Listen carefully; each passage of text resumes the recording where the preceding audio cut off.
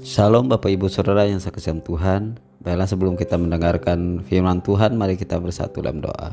Segala pujian hormat kemuliaan bagi nama-Mu Tuhan, buat kebaikan dan kemurahan-Mu yang begitu besar dalam kehidupan kami.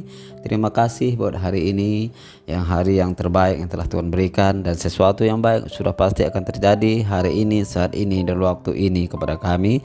Dan juga Bapak, terima kasih buat penyertaan Tuhan yang telah menyertai kami sepanjang jalan, bahkan sepanjang ibadah kami, sehingga kami juga pada saat ini kami siapkan hati dan pikiran kami untuk mendengarkan sabda kebenaran dari firman Tuhan.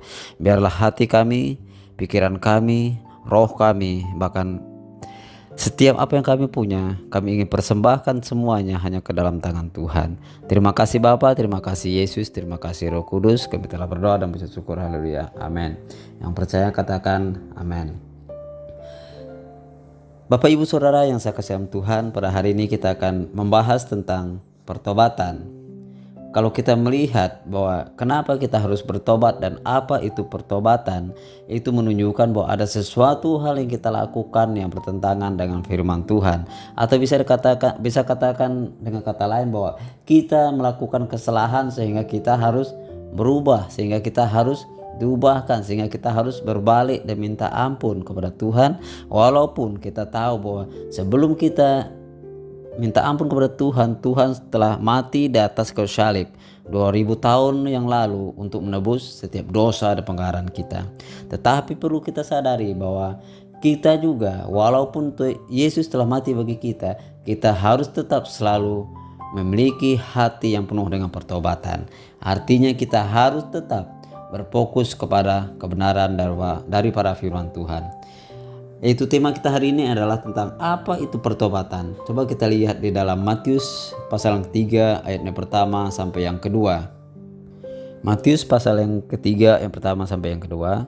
Pada waktu itu tampillah Yohanes Pembaptis di padang gurun Yudea dan memberitakan, bertobatlah sebab kerajaan sudah dekat.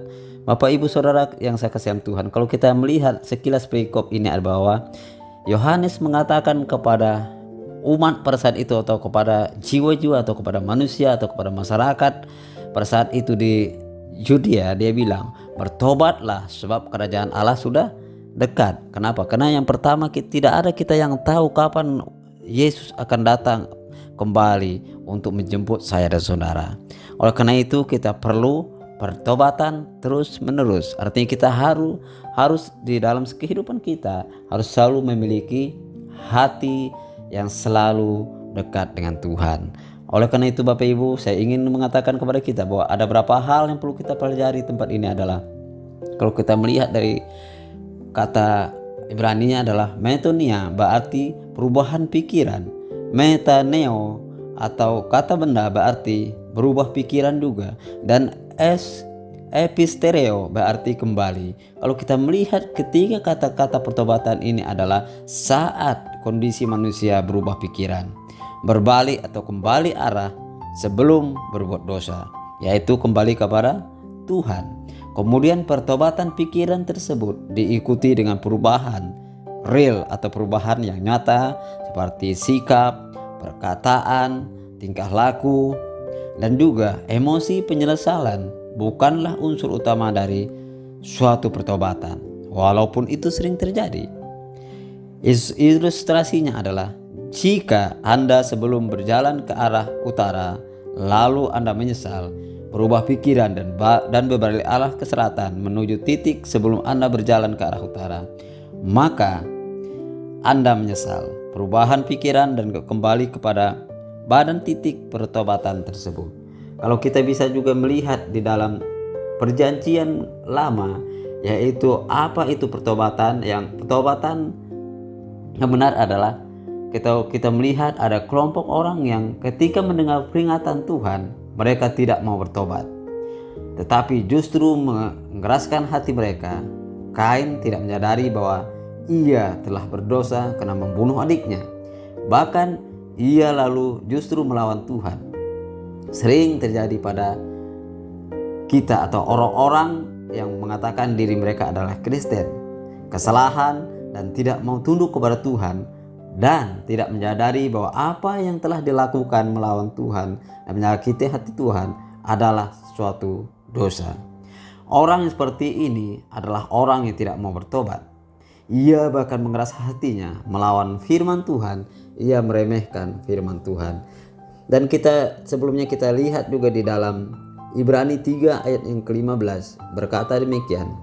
Tetapi apabila pernah dikatakan pada hari ini, jika kamu mendengar suaranya, janganlah keraskan hatimu seperti dalam kegeraman. Bapak Ibu Saudara, Tuhan bilang ketika kau mendengarkan firman Tuhan pada hari ini, jangan keraskan hatimu. Jangan keraskan hatimu. Kenapa? Karena Yesus tinggal dalam hati kita. Dan kita juga harus sadar dan juga kita percaya, dan saya percaya bahwa kita semua pernah mendengar firman Tuhan. Kenapa? Karena kita ada di tempat ini untuk mendengarkan firman Tuhan. Firman Tuhan sekarang hari ini, saat ini mengatakan kepada kita, bertobatlah sebab kerajaan Allah sudah dekat. Oleh karena itu kita perlu bertobat karena kerajaan Allah sudah dekat. Dan Tuhan bilang jangan juga kita keraskan hati kita, lembutkan hati kita, terima kebenaran, terima pengampunan, dan bersyukur dan berharap dan kembali kepada kebenaran daripada firman Tuhan. Dan firman Tuhan juga yang perlu Bapak Ibu baca di rumah, kita bisa lihat di dalam Kejadian 4 ayat 1 sampai 5. Kita tidak baca ini di sini, tetapi Bapak Ibu bisa melihat itu di rumah. Dan kemudian yang selanjutnya Bapak Ibu Saudara yang saya kasihan Tuhan, yang kedua adalah bertobat, menyesali perbuatannya, tetapi mengulangi kembali. Itu adalah kita kembali kepada masalah kita. Seharusnya ketika kita bertobat, kita tidak mengulangi kesalahan yang sama. Kita bisa melihat di dalam 1 Samuel pasal yang ke-15 ayat 1 sampai yang ke-35. Bapak Ibu juga bisa membaca ini di rumah. Dan ini menceritakan bagaimana Saul berbalik dari Allah, menyesali perbuatannya, tetapi melakukan kejahatan lagi. Ada orang sekarang ini terus melakukan kejahatan dengan perbuatan yang berbeda dengan sebelumnya yang pernah dilakukannya. Ini adalah pertobatan kelihatan menyesali tetapi melakukannya lagi. Semestinya hal itu jangan dilakukan lagi dan terus menjauhi dosa. Inilah yang sering terjadi, bahkan yang sering menjebak dalam kehidupan kita sehari-hari. Kita bilang bahwa kita telah bertobat, kita telah mengampuni, contoh kita telah mengampuni orang yang bersalah kepada kita, tetapi kita masih sering mengingat kesalahan mereka. Tetapi kita masih sering menceritakan bagaimana orang menyakitin kita. Itu menandakan bahwa kita tidak mengampuni, dan itu juga menandakan bahwa kita tidak bertobat pada saat itu. Padahal kita tahu bahwa ketika kita keluarkan kata mengampuni, seharusnya masalah itu tidak kita ingat lagi. Apapun yang terjadi itu sudah belakangan, sudah hancur, sudah jauh, sudah seharusnya kita bicarakan apa lagi? Yang baik-baik, bukan hal yang dia lakukan, kejahatan dia yang kita buat. Tetapi yang sering menjebak kita adalah kita bilang aku sudah mengampuni dia sebelum dia datang, sebelum dia minta maaf. Tetapi bertahun-tahun kemudian kita masih ingat lagi perbuatan kesalahannya itu tidak mengampuni. Itu juga adalah dosa. Oleh karena itu Bapak Ibu, marilah kita bertobat dari hal pengampunan. Kalau kita sudah mengatakan bahwa kita mengampuni, jangan pernah lagi kita ingat tentang masalah itu. Tetapi kita ingatlah kebaikannya, kita ingatlah anugerah Tuhan yang telah memberikan kepada kita. Dan ingatlah doa Bapa kami. Bapa kami mengatakan bahwa ampunilah kami seperti kami mengampuni orang bersalah kepada kami. Dalam arti kata Bapak Ibu, kalau kita tidak mengampuni orang, Yesus juga tidak mengampuni kita. Pertanyaannya bagi kita, sudah benarkah kita mengampuni orang? Kalau kita mau ampuni Tuhan, ampunilah juga orang yang bersalah kepada kita. Dan yang selanjutnya Bapak Ibu, bertobat tetapi melakukan langkah yang salah. Kita bisa melihat di dalam Matius 27 ayat yang pertama sampai yang ke-10. Di situ menceritakan tentang Yudas menyesali atas perbuatannya, tetapi ia gantung diri karena tidak bisa memahami masa lalu dan menahan rasa malu. Sering terjadi orang bunuh diri karena tidak kuat menanggung beban yang dipikulnya. Orang yang demikian adalah orang yang tidak memiliki iman yang kuat sehingga mencari jalan keluar sendiri dan akhirnya bunuh diri. Ini juga sering terjadi menjebak kita. Ketika kita melakukan kesalahan, ketika kita melakukan dosa, kita malu untuk mengakuinya. Sehingga apa? Kita berdiam diri dan kita tidak menyesalinya. Kenapa? Karena kita malu untuk mengakui itu. Karena kita menganggap bahwa itu adalah hal yang sangat tidak layak kita akui. Karena kita merasa kalau kita mengakui nanti kita akan dikucilkan, ditinggalkan, dihina dan sebagainya. Tetapi perlu saya tekankan kepada kita pada saat ini, ketika kita mengakui dosa kita, maka Allah adalah setia dan adil. Bapak Ibu, ingat, pengampunan hanya datang daripada Tuhan. Dan kita harus melakukan pertobatan kita, dan kita harus mengakuinya di hadapan manusia dan hadapan Tuhan. Dan yang selanjutnya lagi Bapak Ibu, kita juga bisa melihat kembali, yaitu bertobat yang menyesali dan berbalik arah kepada Allah. Kita bisa melihat dalam Kisah Para Rasul 13 ayat 22. Kisah Para Rasul 13 ayat 22 berbunyi demikian. Setelah Saul disingkirkan, Allah mengangkat Daud menjadi raja mereka. Tentang Daud, Allah telah menyatakan, aku telah mendapat Daud bin Isai, seorang yang berkenan di hatiku dan yang melakukan segala kehendakku. Kalau kita melihat dan kita juga tahu cerita tentang Daud, Daud bukan tidak melakukan kesalahan. Daud berapa kali juga terjatuh, tetapi yang Daud lakukan apa? Ketika dia jatuh ke dalam dosa, dia datang bersujud di hadapan Tuhan, minta ampun Tuhan. Sehingga Tuhan berkata bahwa Tuhan telah menaruh perkenanannya kepada Daud, sehingga Daudlah yang menggantikan Raja Saul yang tidak mengindahkan perkataan Tuhan.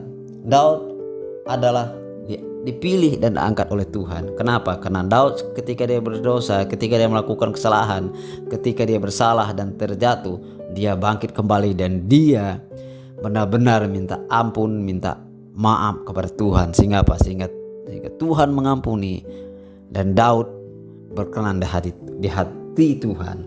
Oleh karena itu, ketika kita melihat bahwa kehidupan Raja Daud pernah melakukan kesalahan yang fatal, tetapi Daud mengakui, menyesali, dan ia membuka kesalahannya di hadapan rakyatnya, dan Tuhan sangat mengasihi Daud sebab ia tidak mau melakukan hal yang sama, bahkan meninggalkan perbuatannya yang lama dan melakukan perkenanan di hadapan Tuhan di masa hidupnya. Kalau kita melihat, Daud bukan hanya minta ampun kepada Tuhan, tetapi dia bilang kepada masyarakatnya, kepada pimpinannya, semua kepada bangsa Israel yang dipimpinnya, dia bilang, aku telah melakukan dosa.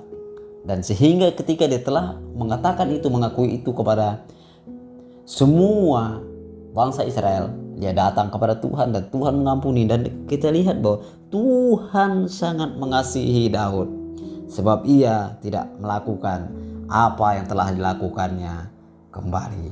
Dan Daud kembali kepada Tuhan. Bapak Ibu, mari saya mengajak kita semua, marilah kita kembali kepada panggilan kita yang mengatakan bertobatlah sebab kerajaan Allah sudah dekat. Mari kita bersatu dalam doa. Segala pujian, hormat, kemuliaan bagi nama-Mu Bapa, buat kasih setiamu yang tidak pernah berubah dalam kehidupan kami. Terima kasih buat pengajaran-Mu, buat bimbingan-Mu, buat tuntunan-Mu dalam kehidupan kami. Nah, pada saat ini Bapa, kami ingin pulang, biarlah kami terima berkat dari Allah Bapa. Mari kita angkat kedua tangan kita. Tuhan, berkati Engkau dengan berkat Abraham dan Ishak dan Yakub. Biarlah berkat kedamaian, ketenangan, damai sejahtera dan sukacita Allah, bahkan kasih karunia yang berlimpah-limpah akan mengikuti kita sampai Yesus datang yang kedua kali. Tuhan Yesus memberkati. Amin. Amin.